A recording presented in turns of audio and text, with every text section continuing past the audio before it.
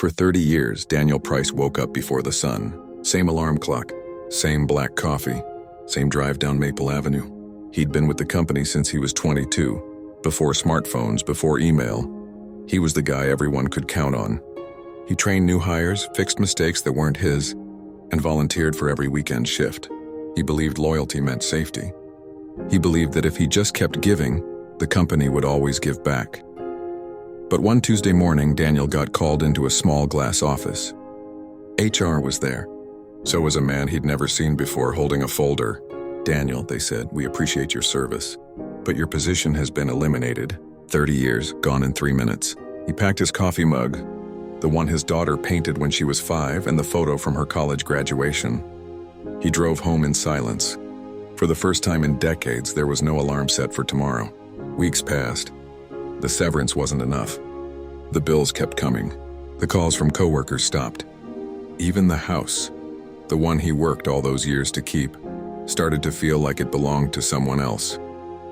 But one night, Daniel found himself sleeping in his truck behind the same building where he'd once parked as an employee.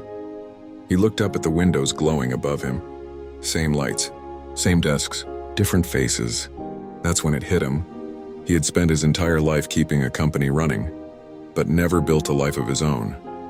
Then one afternoon at a community center downtown, a volunteer named Maria offered him coffee. She was running a small class, teaching people how to rebuild their resumes. She asked Daniel to help. At first, he hesitated, but when he started talking, people listened. His story, his mistakes, became someone else's guidance. And that became his healing. 8 months later, Daniel found a small apartment. He lived simply. He started teaching financial literacy at the community center. The lessons he wished someone had taught him. Never give your best years to a company that can forget you in a week. Build something that's yours. A skill, a plan, a life beyond the paycheck. Now Daniel wakes up early again, not to rush to an office, but to walk by the lake. He listens to the birds, the sound of peace he once ignored. And sometimes when he passes that old building, he smiles. Not out of bitterness, but because that was where he lost his job and found his purpose. Here's some closing narration line.